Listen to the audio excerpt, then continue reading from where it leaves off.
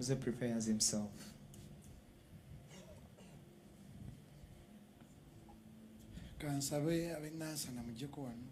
Let me request the people from Nasana to come up here.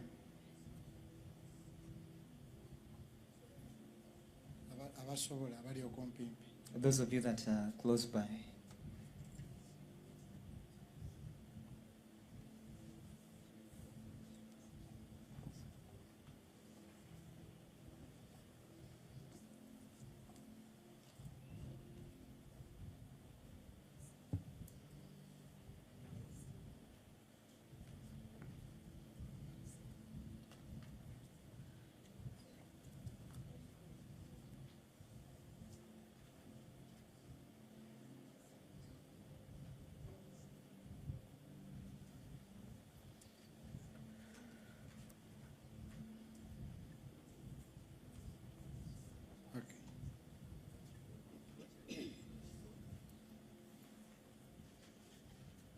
Okay, abalala it's okay. Okay, come. Ababadde mukubo mutuuke.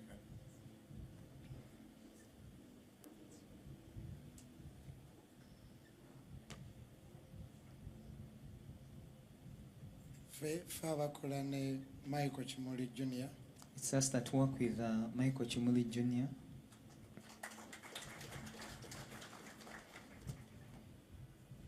I'm going to request him to come here and we hug him as we surround him. All of us. Fena.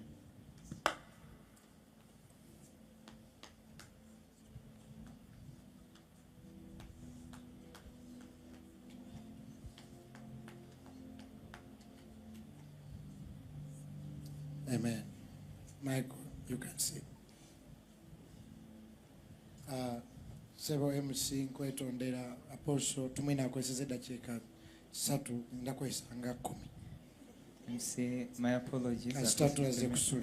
Since we came to spend the night here. Anamita Philip. Is Philip. Wilfred. Is Wilfred. Ben. It's Ben. Justin Nabosa. Justin Nabosa. Another Ben. Ben. Pastor Jimmy. Sumba Jimmy. Just to mention but a few.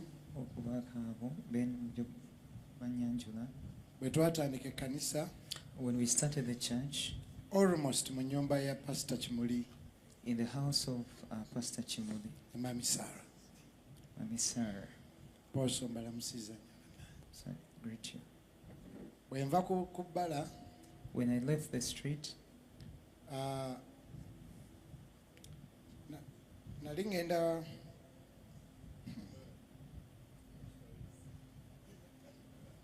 Kurugudo. Akusanya wapos.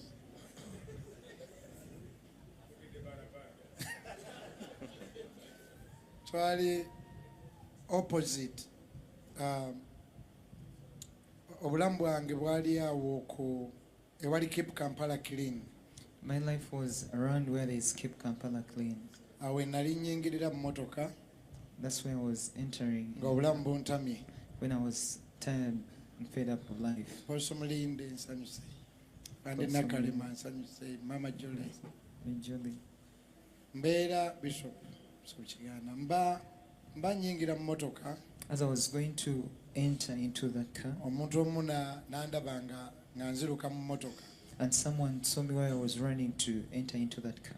Njagala emotoka zinkoone. I wanted the cars to knock me. Ng'obulamu buntamye.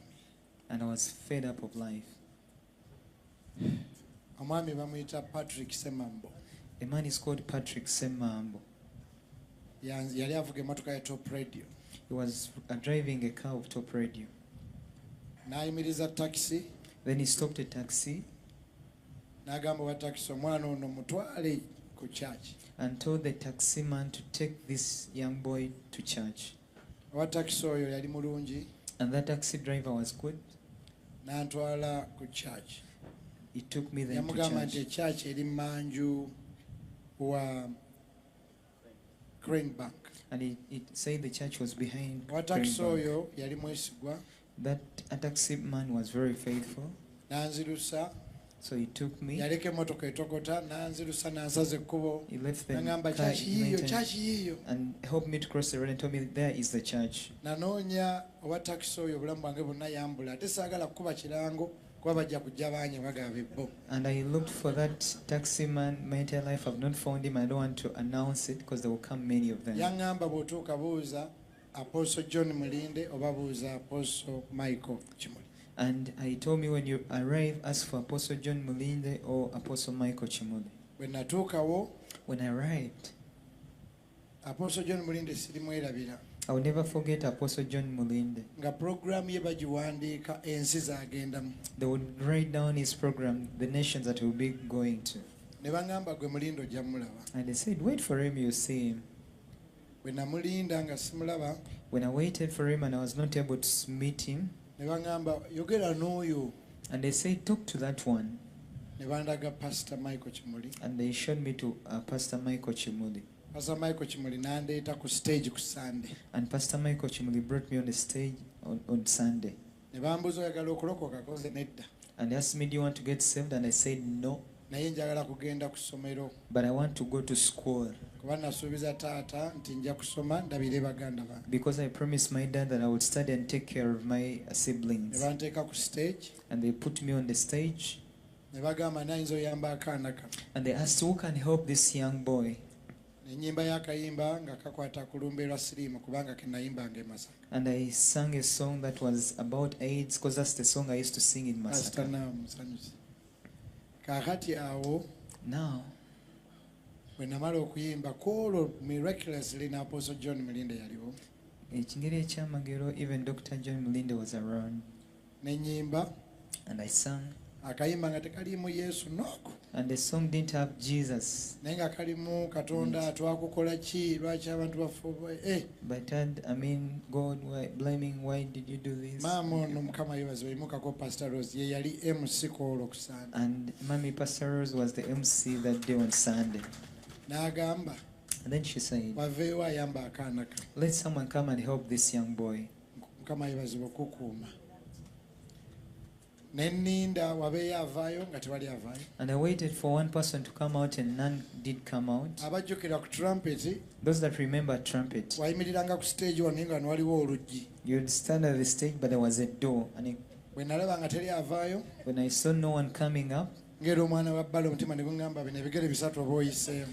As a child of the street, only 3 feet and you'll be away from me. Nasanga mu akalonda ba Abe. I found when you just chosen the Abbes. Naye mba naatera okubasala mpitemu. But as I was just about to step wali out, kumpi ne stage 2 steps. It was just 2 steps. Mwami bamuyita Stephen Mbogo n'agamba nze nja kuzzaayo. And then a gentleman called Stephen Mbogo said, I will take you back to school. Apostle Mulinde n'ajja. And Apostle Mulinde came. N'akwata omuzindaalo.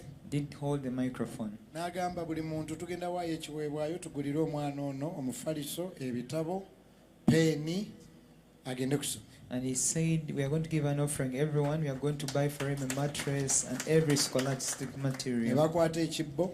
They got hold of a basket. Ne bampa ssente. And they gave me money. Ekibbo ekyo ne leero ku worship house tukikwata ne tuyamba omwana omulala. Till today to always hold that basket and help another child. Bwe ntyo bwe nzira ku ssomero. And that's how I returned back to school. Mwami Mbogo n'ayinza ku ssomero. And Mr. Mbogo took me back to school. Mama Prosi yali akyali. Mommy Prosi was still around at that time. N'ambuuza oyagala kukolera ki? And she asked me, what do you want me to do for you? Ne mugamba njagala kuyiga nnanga. And I told her, I want to learn how to play the keyboard.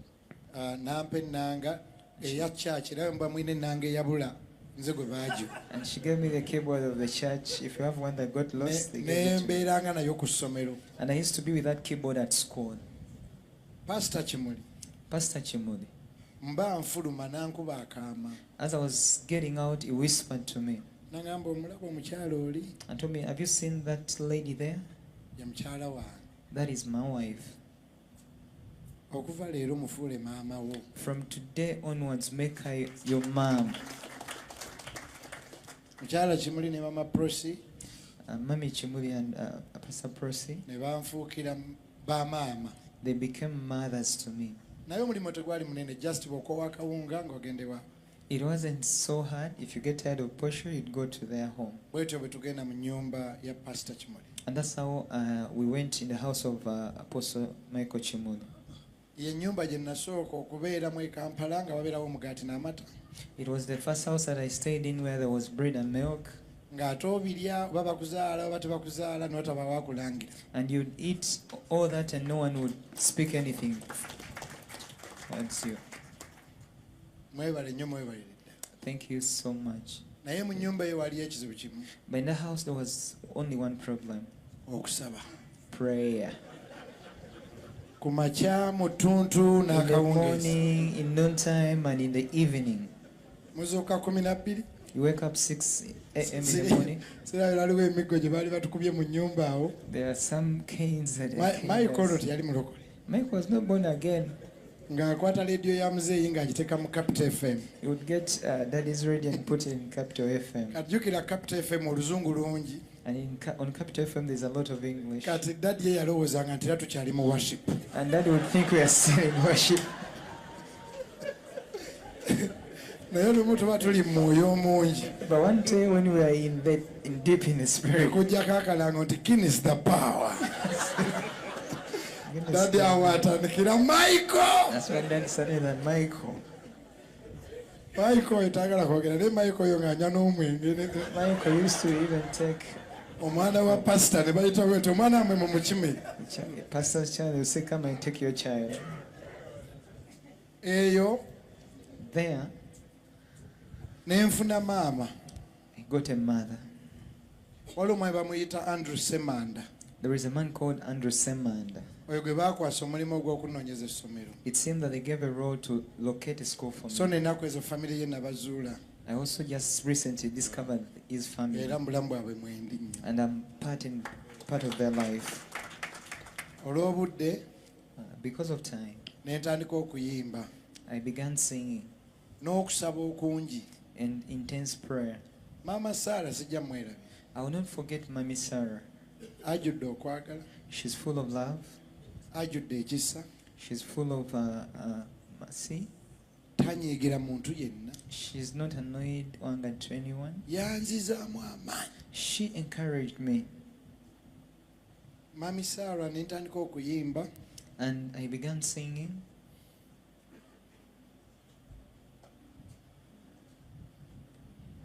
N'ampa obujulizi And she gave me a testimony nti yimba nnyo okuba ne ku church ku trumpet tulina omwana yatandise okuyimba naye kati alina ebyalaani bibiri. that sing, well, because we have another church side sing, and now they have. Yaŋŋamba ku trumpet tulina omwana yakatandika okuyimba naye kati yaguze ebyalaani. Now we have another child that started N'aŋŋamba singing. yimba oyinza okugula ebyalaani bingi. Sing, you might buy many. Mami Sarah Mommy Sarah. ne bampita ku top radio. And they invited me at Top Radio. Baamuyitanga okwogera ku programu y'abakyala. They used to invite her to speak in a program of women Ng'aleka ladies. atuwadde essimu kwe tukuba ne ssente. Sure Wano be bagambira nti ab'amasimu mukube. that those that are phone callers that should call. N'agamba bamanyi okugamba ab'amasimu mukube nga teri akuba kati mwenna ffenna ng'atuwa ssente. Should give money to all of us to call. Era nga tukkirira mu kasiteesi ne Namuŋoona. And we'll go down in Namungona. Kasita saawa ziwera babirangako ne maama Fale kuteesa kwe. They used to be there with Mommy Farid Nga Kutesa. bateesa naye As we're discussing, but okuswala kwange okwasookera ddala mu nsi kwava kwa Ntisaalo.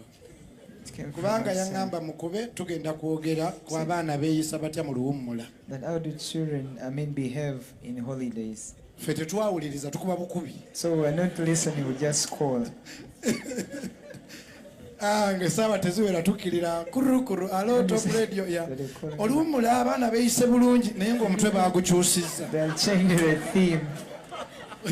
Olwo lwe twasemba okkuba essimu. That's the last time we called. Maama Sarah naddala nga sirabanga abantu basulunga mmwe. Say, I've never seen foolish people like Mutuswazizza nnyo. you've ashamed us. N'alekera awo tuwa essente ez'okkuba essimu. And she stops giving us money to Ndowooza call n'afuna abalala and go to maybe some other people.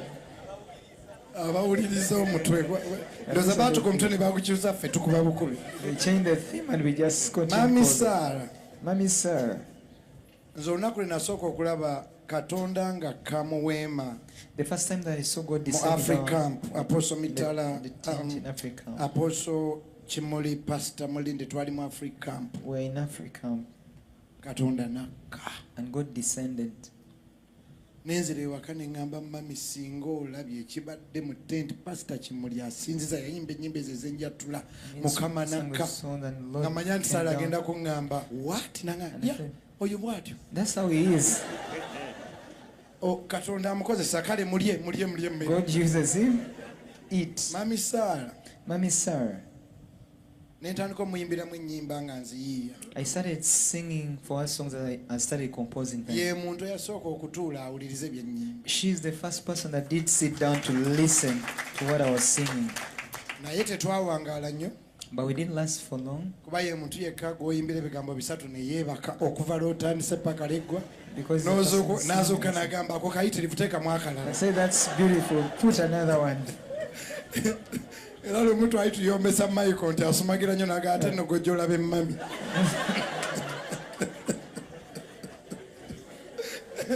Twali tumuyombesa Michael osumagira nga tuwulira n'agamba maama muyombesa nze naye mami. Juzi Michael yanyumiza n'agamba olaba mami Daddy aba muli mu maaso ng'agamwanika emikono ne yeebaka. Kale munasonyiwa nasabye okulwalwawo okwo naye kati kammalirize. Let me wind up. Mami Sarah. Ne mugamba obuyimba bwange nabututte ku radio. I told her that I've taken my songs on radio. Nangulira aka radio. And he bought for me a radio. A small car radio. That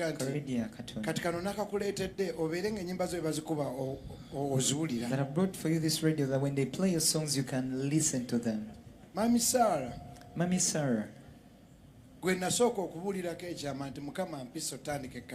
is the very first person I told of a secret that God has called me to start a church. At Pastor Kimuli you can even reach his bedroom. And he took me in the bedroom and prayed for me. Mami Sarah.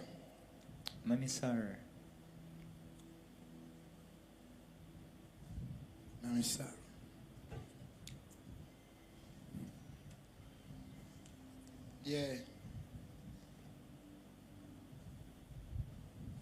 Amen. Mami Sarah oyo nampita nangamba nyina kyenjagala okusaba.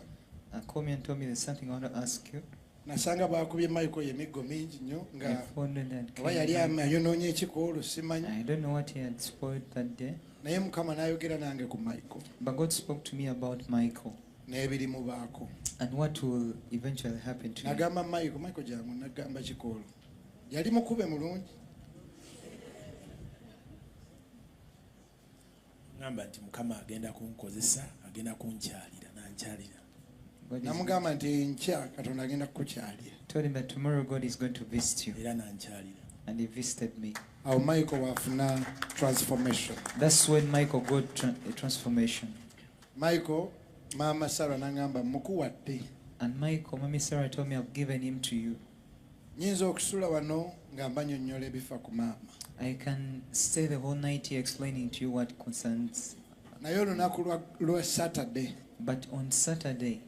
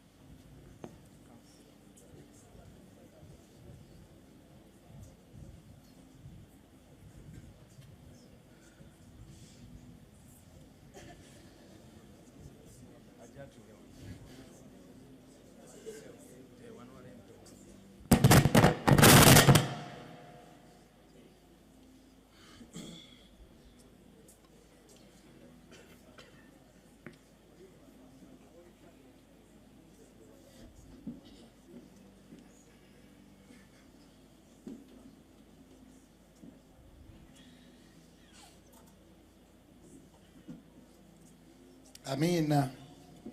Amen. Tukutendereza Yesu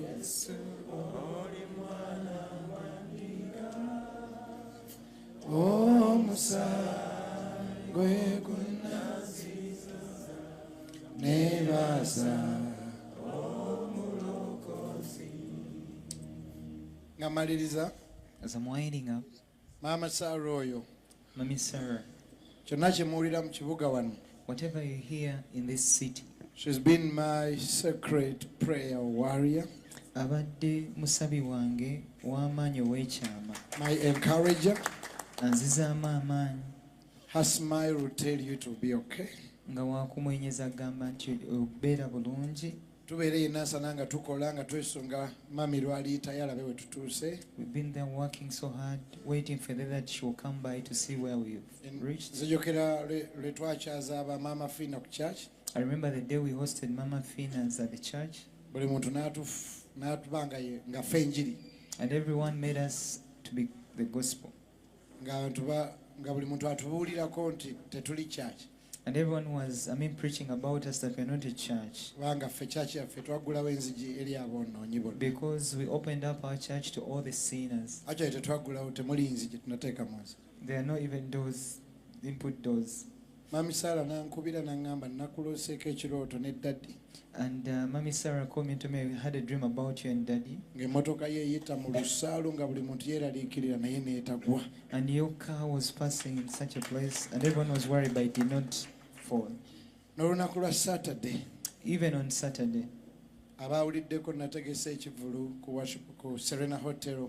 Mama Seroma n'abasinga ku mmwe mwabaddeyo. Those of you that had, I organized a concert. Some of you were a part of it. Mukama yatuyambye nnyo Apostle ekivulu ekyo ne kijjula ennaku 2. God helped us that the concert sold out for 2 Wadde tuli consecutive kulumbe days. naye Mukama mumuneebalizeeko. Even though we're in this vigil, but help me appreciate God. Olwa Saturday On Saturday, okwosa eggulo. just the day after yesterday, Mama Sarah Mami Sarah, n'abaana be with her children, bonna nga bw'obalaba awo. as you see them there, Nga bulijjo baatudde mu maaso awo. as always they sat at the front.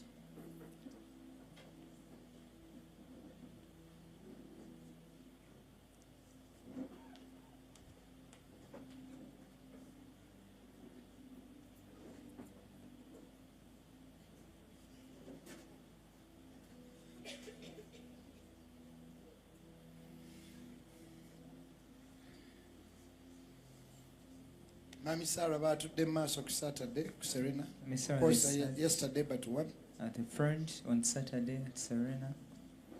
Banguzeeko emmeeza $3 million. They bought a table for me at 3 million. Mami Sarah yatudde ngaawo Mami Sarah sat just like there. nga nnyimba bwanfuwase. And I was singing while she was giving me money. Nga mwana wange Katonda omulabye. And she was telling me that, my son, have you seen God? Ani yali amanyi tulituuka wano? And she was saying, whoever knew that we would even get to this place. Kati munsaasire. Just have compassion over me. Nze yayimbye okwosa ejjo nga Mami Sarah atudde mu maaso. Me, the person that sang just the other day when she was seated up in front. Nga nfuwa ssente. And she was giving me money. Abasumba mukimanyi. The pastors, you know that. Kyaki ne bwejjula nnyo. However much the church is full. Olukuŋŋaana ne lubeeramu abantu 3,000. However much the conference has about 30,000 people. Waliwo abantu b'olaba. There are people that you see Ogamba oyo akitegeera and you know that one understands it. nga balinga ng'empagi. And they're like pillars. Kati ku makya Now in the morning, bankubira essimu. called me. Waliwo omuvubuka omu ku kyakya antawaanya nnyo yankubira ne mugamba naye naawe ne bwe mba nkooyo nkubira. A very fun N'agamba time called me. Pastor Michael yakwagala. Said, it's Pastor Michael that wants to talk to you. N'agamba mami afudde. Said, Mommy, yes, Pastor. Kati ne mga ndowooza oba maama omuto naye era nakyo si kirungi bangaga nti oba omuto ye yandifudde. Naye oba maama omuto. Michael n'agamba Then Michael said, musumba maama afudde. the Pastor, Mommy, yes, Pastor. Sina bisukkaawo I don't have any more naye words. kanewole ebigambo bya mukyala Sekidde. But let me borrow the words of Mrs Sechide. Nti Yesu ye mubumbi And Jesus is the potter ffe tuli bbumba. and we are the clay. Era munzikirize mbayimirize. And allow me to ask you to rise up on your feet.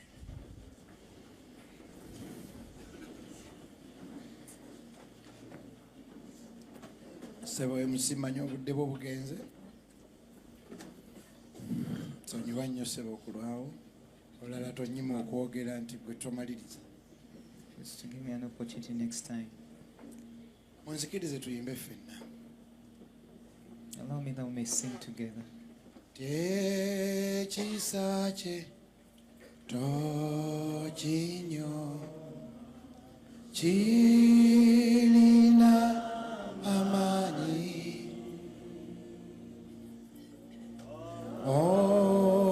okulokola abakoyi era n'okubaponya. Ekisa kye tokinyoma, ekisa kye tokinyoma kirina amaanyi kulokola abakoye, kulokola abakoye era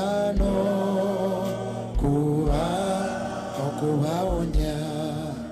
Kati linda Yesu, linda Yesu, linda Yesu, alina amani agayamba akoye,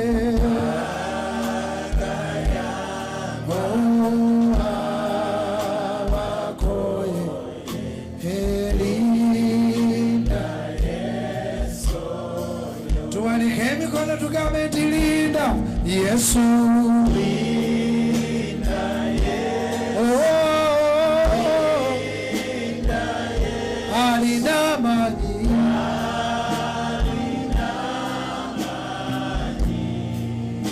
agayamba abakoyi,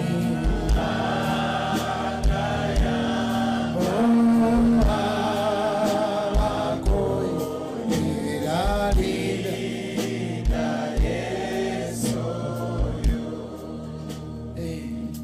tiwaliwe ekisa ekinondo kyenewunya okuva obuto bwange Mukama omukono gw'ongulabye. Ekisa ekinondola ekitaŋŋanyera kugwa, ekisa ekyo kyenekola amina.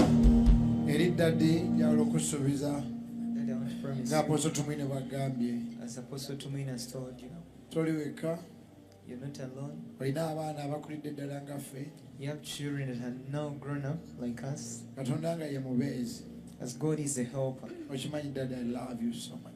you know it. Apostle Mulinde, you know I love you so much. Kale n'olw'ensonga eyo taata ng'oggyeko bano ab'omwoyo ab'omubiri apart from this physical, naffe tuli baana. we are children. Totusabangayo kintu kyonna ddadi, You've never asked us anything, Daddy. naye bw'obanga ne kye weetaaga But if you ever need anything, wajja n'otutikako emikono nga ffenna tulina emyaka 16, 17. you came and laid hands on us when we were 16 and So you 17 are our years. apostle. Gwe mutume waffe. Tobeerangaeyo n'otatugamba. Do not be there and fail to tell us. Tetuliremererwa kuwanirira. We will never fail to sustain you. Mukama abambe bamisi. May the Lord bless you. Amen. Tukubireko Pastor Wilson Bugembe mu ngalo ez'amaanyi. Let's appreciate Pastor Wilson Wamu ne ttiimu okuva